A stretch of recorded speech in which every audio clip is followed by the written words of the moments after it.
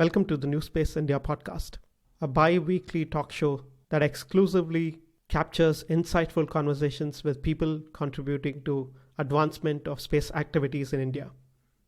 The New Space India podcast is pleased to announce our association with Dassault Systems, a global leader in providing business and people with collaborative virtual environments to imagine sustainable innovations. Dassault Systems solutions support startups, small and medium-sized enterprises, and original equipment manufacturers in developing disruptive solutions for space launches and satellite propulsion. Recently, a supply chain digitization study with Dassault Systems was conducted to provide a foundational understanding of the supplier landscape in the Indian space ecosystem. Please use the link in the description to download the public white paper of the results of this study, which will also give you a perspective on how ready Indian suppliers are to enter the global space market. Hi, Parth. Welcome to this episode of the New Space India podcast. Thank you, NP. It's a pleasure to be on your podcast. So Skylo is a company that has been following for about 18 months or so. It's very impressive work that you've been doing. So before we get to Skylo, what is your background, where you come from, what got you into space, and what got you, to start Skylo? Sure, NP. I'm originally from Calcutta. I have always found it exciting to work on aerospace, and that led me to Purdue, where I did my undergrad. And subsequently, I went to MIT for grad school. I had an opportunity to work on Department of Defense projects. While I was at MIT, I was funded by the Air Force research labs. And subsequently also had the chance to serve on the US delegation to ICAO, which is the UN global body on aviation and connectivity. After about a year, I decided to pursue my MBA at Stanford. And while I was at the business school there, couldn't really stay away from the engineering side of campus. So routinely ventured out and connected with folks like Professor Andrew Kalman, who was one of the original pioneers actually of the CubeSat platform. You may have done some work with Pumpkin through SatSearch in the past, but really I had an opportunity to connect with some of the pioneers in the telecom, data, and satellite industries, which gave birth to a research project at Stanford, which then catapulted into Skylo. So that's just a little bit about my background. Right. And of course, you talk about, all these telecommunications satellites and so on. So they are, for some people, of course, in the CubeSat, small sat world is very new because people talk about technology, not about applications. And, Yep. You're focusing a lot on the applications part of using space and providing services on the ground. So what is the vision of Skylo, and, what are you trying to do? I think you're absolutely right. That technology here is not the focus. I often tell people that satellites are no different than mobile towers, and sometimes I'm perceived as being, cynical in nature. But the reality is that networks are networks, whether they are terrestrial or space-based. And when we started Skylo, our vision was a world where connectivity for machines, sensors, and devices is as ubiquitous as the sky. Because if you think about it, all the next-gen vehicles, vessels, and infrastructure are being sensorized, and computing is becoming lower and lower cost. The average cost of a sensor is now come down to less than 35 cents, which is a phenomenal opportunity for machine data to be generated, but the gap is in how it's transported. And so Skylo is a global fabric of connectivity for machine data that can be transformative for entire industries around the world.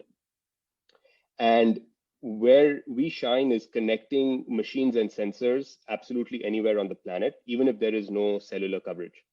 We just so happen to have built the entire network over satellite, and I can get into a little bit about the history and the backstory as well on how we started. It was very unintuitive, our journey. But having said that, what we realized at Stanford when we started the research project, which eventually became Skylo, was that all the existing networks were designed and built around connecting people fundamentally, right? They were solving the problem of broadband connectivity for you and me. But what we recognized was that the world's machines, especially those in remote and underserved areas like farms or out at sea, equally require a reliable network that is available 100% of the time, but also happens to be extremely low cost. And that combination never existed in the past. So even 5G is essentially an overlay on the existing cellular footprint, further excluding those remote locations and those applications which continue to be underconnected.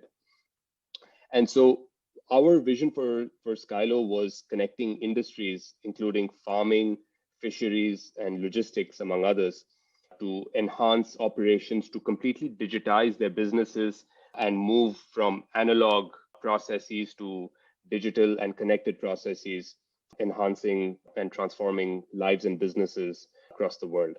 So that's essentially how we see it, and we actually worked our way back from end applications while pursuing the technological path. We didn't lose sight of customer applications. We consistently spoke to our customers, potential customers at the time, and stayed in touch with the evolving needs of the market. Extremely interesting, and I can appreciate the bottom-up growth phenomena and the approach. I think I've seen too much of the top-down approaches where people build a lot of things and then they expect communities to come in and use it.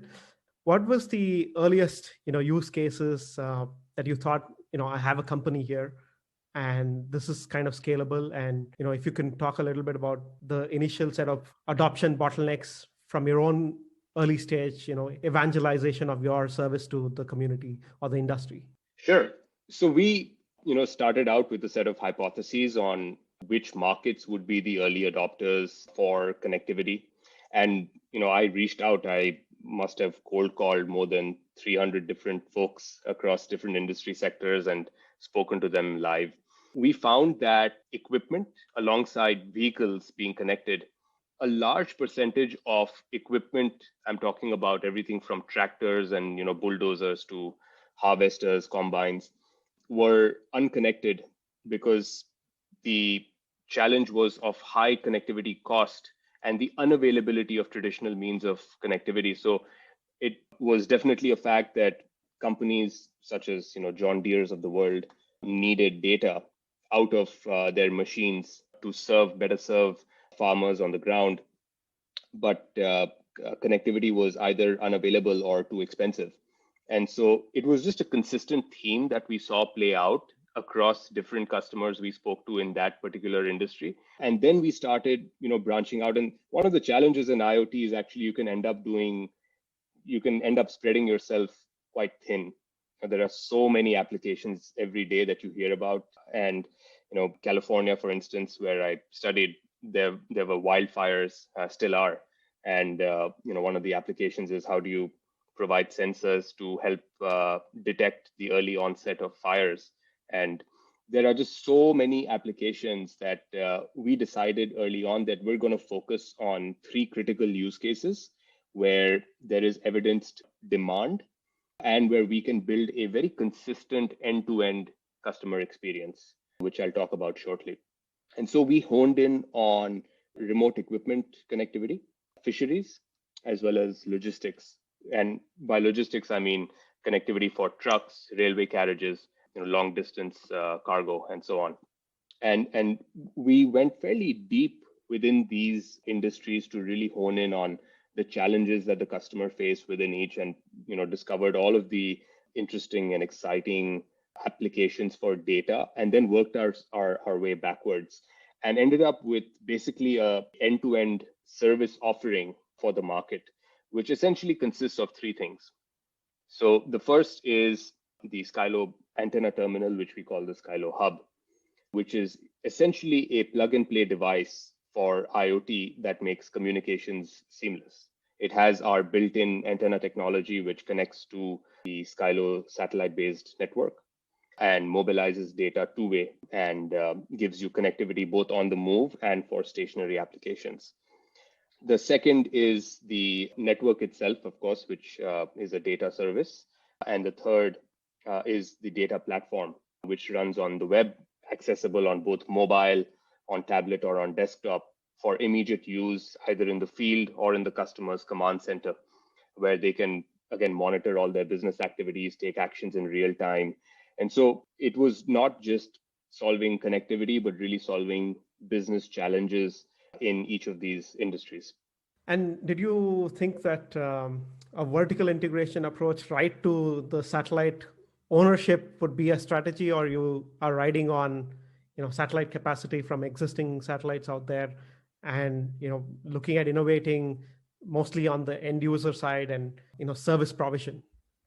Yep. It's absolutely the latter for us. We realized one of the biggest bottlenecks is in the cost of hardware and the cost of service. And so early on, our innovation focused on those two areas. How do you fundamentally reduce the CapEx and OpEx from a customer's perspective in using a connectivity service over satellite? Because as soon as you hear satellite, you think, okay, great, this is going to be a super expensive, exotic solution that I have to. That's the barrier that we had to fundamentally break. And the secret sauce there actually doesn't reside on the satellite portion. Because as I previously said, I don't mean this in a disrespectful way to satellite operators. I think I'm an aerospace engineer myself, but architectures for space systems, space-based systems will continue to evolve. And satellites are fundamentally, doing the job of very efficiently mirroring signal that is received from the ground to an Earth station, right? That is the fundamental job of a communication satellite. And the efficiency will continue to improve over time. But the challenge is, how do you make the equipment for the user, for the customer, as low cost as possible, as easy to use as possible? And then if we agree that these were previously completely unconnected users, we're giving them connectivity for the first time. For many of these customers, we're the very first line of data that they have received in that location, whether it's a primary healthcare center or an ambulance in a remote district in Bihar, which is being connected for the first time, or whether it's a fishing vessel off the coast of Karnataka.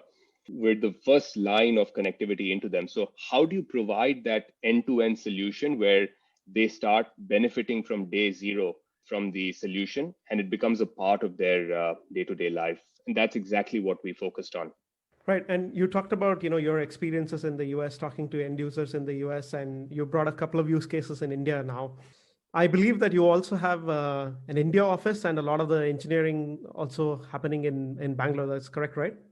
That's right. When we started the company, we had a realization early on that the biggest beneficiary for new methods of IoT connectivity is going to be emerging markets. So for us, India was kind of the default choice. It was the country of choice for our launch and operations because the awareness of data and data-driven applications is super high. If you talk to any kind of Indian and you see the transformations that have taken place in the country through data, practically every business owner, in fact, I will say every farmer, every fisherman is aware of what data can do for their businesses. We also found that India and emerging markets in general are undertaking new infrastructure investments at a faster pace than ever before. And that's exactly the right timing for deploying IoT at scale, is when you are investing in new infrastructure, you're building out. It was very exciting for us as well, because we get to come in and help define for an unconnected industry what this end-to-end solution will look like, working with the customers, right? And so India was for us the market of choice for launch. Very early on, we were quite firm in that decision. Our investors were also extremely excited about the prospect of launching and scaling the business as a India first entity. And regarding price points and operating costs, we applied the Frank Sinatra test. If you can make it in India, you can make it anywhere. So all of that. Incidentally, NPI also had an opportunity to meet with Prime Minister Modi. He also visited Silicon Valley, and he's always been somebody who has encouraged high tech. And so we found it very conducive timing to launch the business from India, and staying true to our commitment to launching the business from India as an India entity, really. We set up our office in Bangalore. We have more than 60 people now in India. And we are also designing and manufacturing all of our hubs in India. Excellent. And you talked a little bit about the problems like John Deere, and some of them which are enterprise customers, have enterprise connected to the communities largely spread out and in the US. And I'm guessing you're also traveling back and forth, of course. Were there end users in India that you spoke to? Because the phenomena of doing business and the cultural problems that are in absorbing technology, and the necessary evangelization that is needed to draw people into using a service Yes. like this is maybe very different in the US and in India. So can you talk about, let's say, India specific use cases that you had to run through, or communities that you had to talk through? Absolutely. My general comment would be that the structures in India are very different, as you rightly said, NP. There are also a lot more stakeholders that you have to talk to for any given sector. So I think the amount of awareness generation that you have to do across the board, you've got to fly at multiple different altitudes. And I think that's the key to unlocking any opportunity in India is very quickly figuring out or mapping out the different stakeholders that you need to talk to in any given sector, and passionately being able to do that. So I can maybe talk about a few use cases where Skylo is deployed today and kind of walk you through how we engage with the different communities, if that would be helpful, NP. Yeah, please do. Yeah. Sure. So maybe I can start by talking a little bit about the fisheries sector, which is a very important and growing sector for us. And I'll just share a little bit of context here. It's not immediately intuitive how IoT and fisheries is linked. So maybe I'll just take a step back and share a little bit about the use case itself. Both in fisheries and farming, the problem that we're solving is having to meet a ever-growing demand for global food production. The Prime Minister's also set a very ambitious goal of doubling our fisheries production under the Blue Revolution. And the maritime industry, I find, is undergoing a very rapid change, both before COVID, and then, of course, COVID has caused fundamental changes in the way we think about fisheries and routes to market. So right now, there is a phenomenal opportunity and need for a technology and data-aided approach to marine production in making the food supply chain more resilient and helping the fishermen become much more self-reliant in terms of the use of data. With that context, we looked at how we can fundamentally do three things in the fisheries sector. First was, how do we save lives? Because we're talking about a sector where most boats are less than 24 meters in size. These fishermen don't have any kind of connectivity deep into the sea and are routinely, unfortunately, lost at sea and are hindered very often by erratic weather events, growing with climate change. Second is, how do we boost fisherman productivity? And that is around, of course, how do we improve their livelihood? How do we improve the sector's GDP overall and the efficiency with which they operate? And the third is around sustainability. And sustainability is around traceability of catch, sourcing, ensuring that there's good match between demand and supply, essentially. So no overfishing, underfishing, and so on. And so we had to engage with both the fisheries department centrally with the Ministry of Fisheries, understand historically what the challenges have been, and also engage directly with the end users on the ground. So both the fleet owners as well as the fishermen. And I actually found that the fishermen and the fleet owners, very tech savvy, may not use jargon like IoT, doesn't really matter. But in fact, they were the ones coming to us and telling us that, hey, if you're providing connectivity at sea, why don't you also help me measure my bilge or my fuel level? Why don't you also help me measure the temperature of my fish? Because it needs to be refrigerated in transit, and if it gets spoiled, then I will not be able to sell it. So we found there to be a lot of awareness of fundamentally how data can transform the industry. The bridge that we had to make is in how Skylo is going to help fisheries do each of these three things that I described. So that required a lot of, visiting ports, sitting down with the fishing communities, as I said, flying at all different altitudes here and engaging in a very productive manner and understanding what the challenges are on the ground, what day-to-day issues they face, and then making them aware as to how two-way connectivity can help fishermen stay in touch with their families, boost both productivity and morale at sea, help the fleet owners stay connected with the markets, as well as keep their fleets in touch with the markets and market prices, despite their boats and their fleets being 300 nautical miles away from the shore. So I found that discovery process to be very fascinating. And I can probably use that example as a template for every other sector with more or less perhaps discussions that we had to do with various state or central government departments, right? A logistics sector, for instance, right now, there is a very strong and emergent need for increasing the efficiency and the scale of operations for logistics in our country. With e-commerce rising after the COVID-19 pandemic, with the agriculture activities also requiring efficient logistics, otherwise food is spoiled in transit, as you're aware. So hinterland connectivity remains a challenge.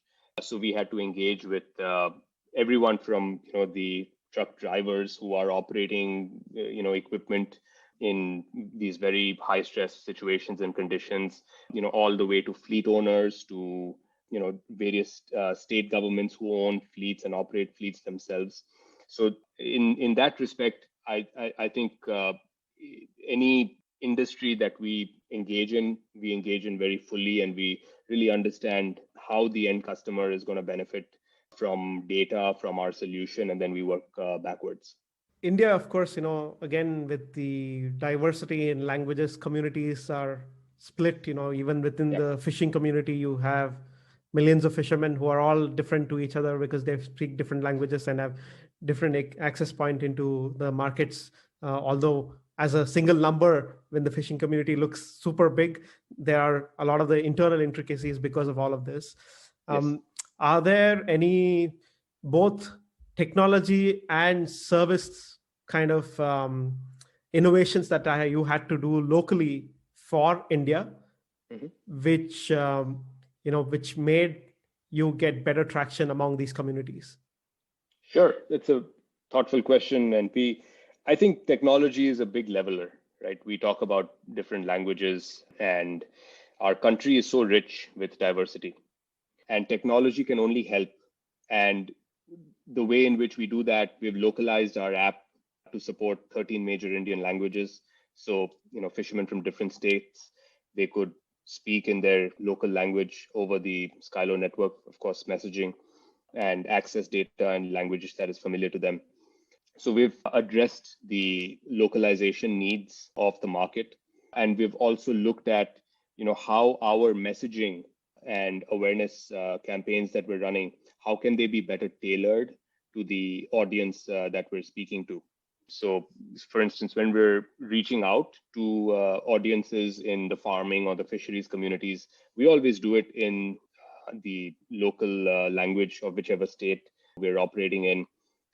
All our kind of brochures, all the way to our WhatsApp campaigns, is done in a manner that is extremely familiar to them. And we also take a lot of time in education. So we send folks who speak, our trainers. So we have a Train the Trainers program where folks from my operations team would go and train various communities on how to conduct installs of our equipment, how to use the equipment over time, how to maintain it, and so on. And we do that again. Language is, of course, the big leveler here, and we connect with them. Ultimately, that's what is required to build a very strong foundation in the market. Right, and you talked about some of the communities, right, where you're directly working with the community. Yep. There are many use cases, of course, in space-based IoT and this connectivity that institutional players would Yes. have to intervene for communities to then get access.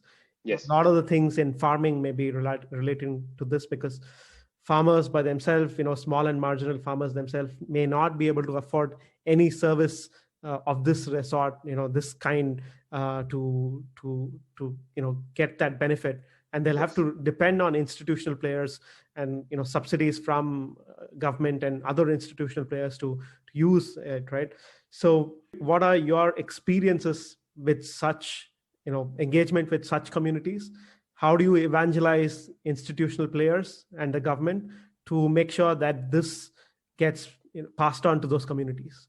One big learning or realization in the IoT market is that the end user is not necessarily the end customer. And so, as I mentioned, that there are many different stakeholders involved here too. If you're not successful in addressing the needs of the end user, you will not be successful in the making the business case successful for the customer. Because fundamentally, if the farmer in this case, let's say, is not seeing the benefit in the solution, and he or she stops using the service or the product, that's a failure for the business case. And so engaging with all the stakeholders is an extremely important sort of aspect of our business development and marketing efforts.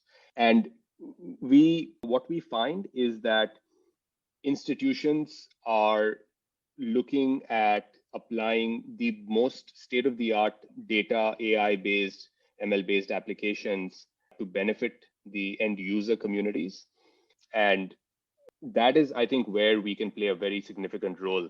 So I'll tell you a very simple example, right?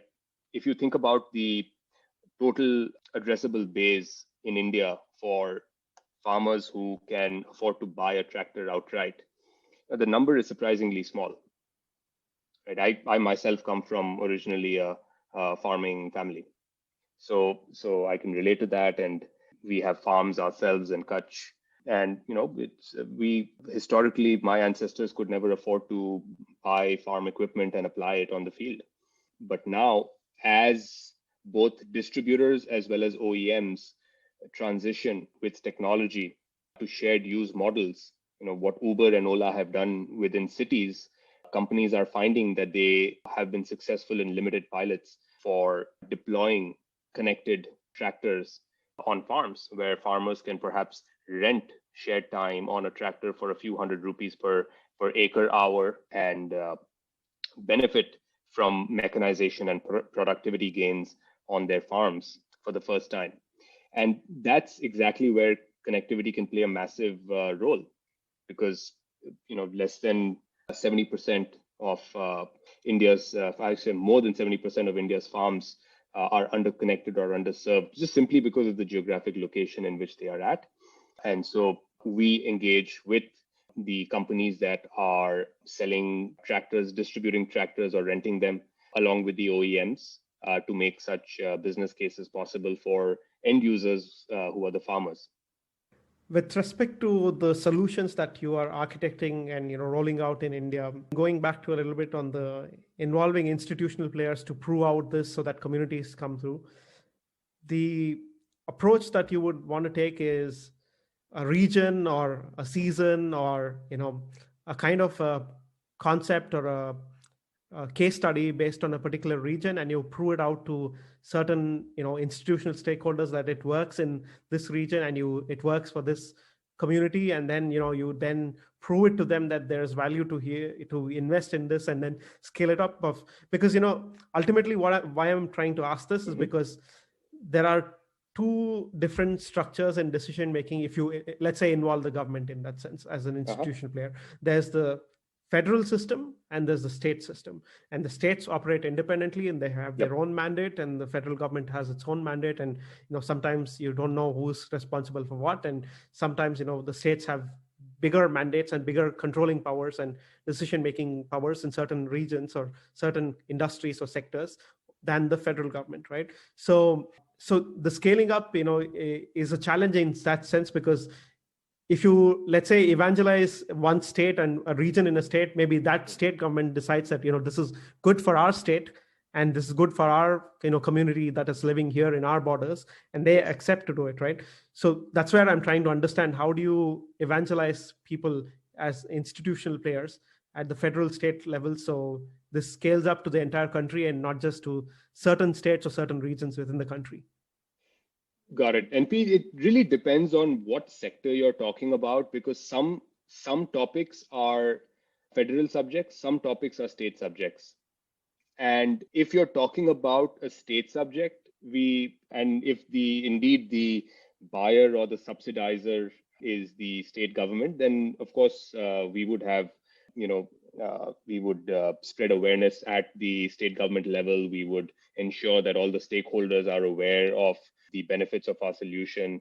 I think I might have also mentioned that we have a partnership with BSNL now, and that really helps in the velocity with which we can spread awareness and engage with both the state and the federal government across organizations and departments, because obviously we're a small team, but with the support of BSNL and our other partners, we are able to effectively talk to the respective stakeholders, both at every state level, in some instances of some use cases, down to the gram panchayat level, all the way up to the central ministry, where I myself engage directly.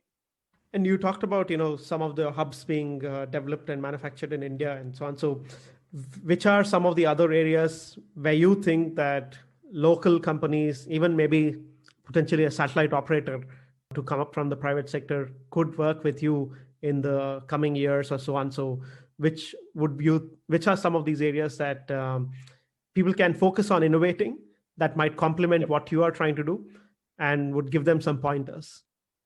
As I said, the timing is just right for the IoT and the data sectors in India. We are building a platform. Fundamentally, if you think about it, we are building a connectivity platform that is extremely simple and cost effective for these various markets. But we're not limiting ourselves to these 2 or 3 market applications only. And in fact, we invite India's entrepreneurs and India's industry to innovate on our platform by leveraging the APIs that we have built to use our data platform and build innovative end-to-end solutions for markets that we may not have even considered.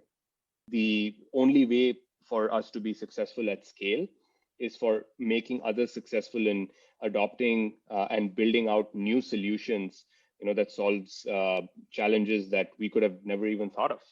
So we are working with several such entrepreneurs, several such companies who are using our API and building kind of new applications on top of that, on top of our connectivity layer. And the second piece is in how we can unlock the world of sensors.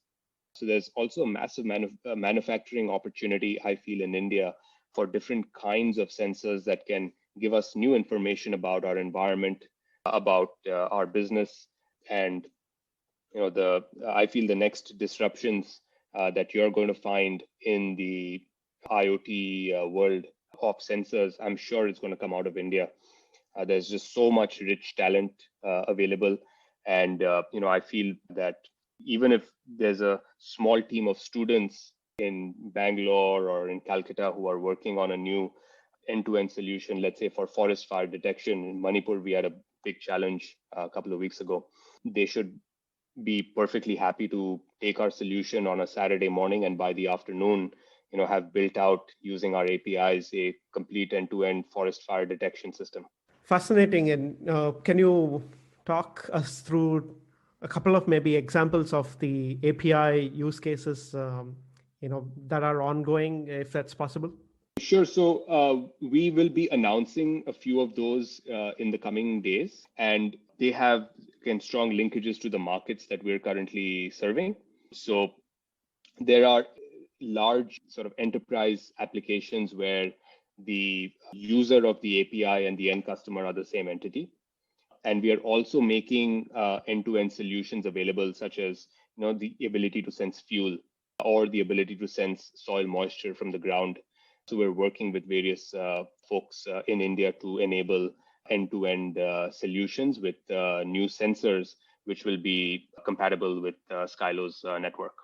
Are there any, kind of a network effect, or maybe not network effect, may not be the right word here. Let's say it's a third degree effect to your work in the industry because you're creating a layer of information that is not available or not present for a lot of the companies to use it, right? So, for example, by using remote sensing information, reinsurance companies Yep. might benefit in some ways or the other, not just insurance companies or companies giving credit to farmers or whoever, right? So there's that second or third level of possibilities that are out there. Do you even have the time and the energy and the bandwidth to even look at all of that?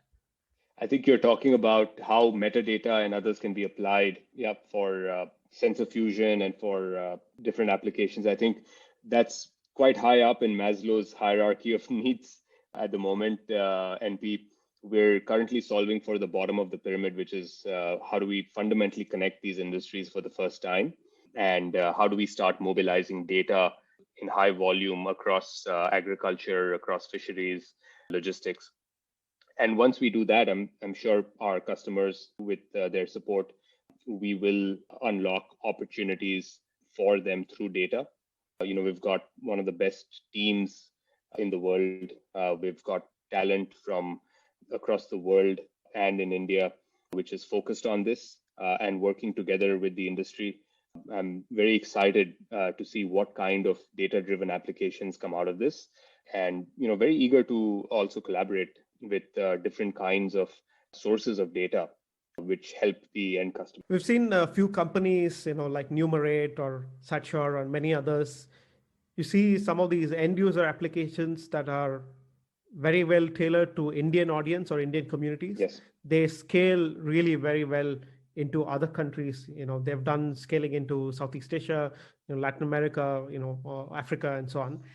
So I'm sure that you see this effect with your technology and service as well. Absolutely. I think the fundamental challenges faced by farmers or fishermen in India is no different than what's faced in other countries in South and Southeast Asia. There's going to remain a need for safety at sea. There's going to remain a need for connectivity or for communications at sea, and so on. And our job is to make that as efficient and as reliable as possible. So we find that our solution can be used globally with no change in our SKU or our hardware or any kind of special configuration. So it's ready to be adopted and to be used on a global basis. And also, more or less, it's also about the pricing models and everything else in the innovation there as well, right? Because when a company that is primarily based in the US or innovated for the US, the ability of that company to service a country like India becomes extremely hard to know the local culture, know what people can afford and what people cannot. And normally, it's not built in that way.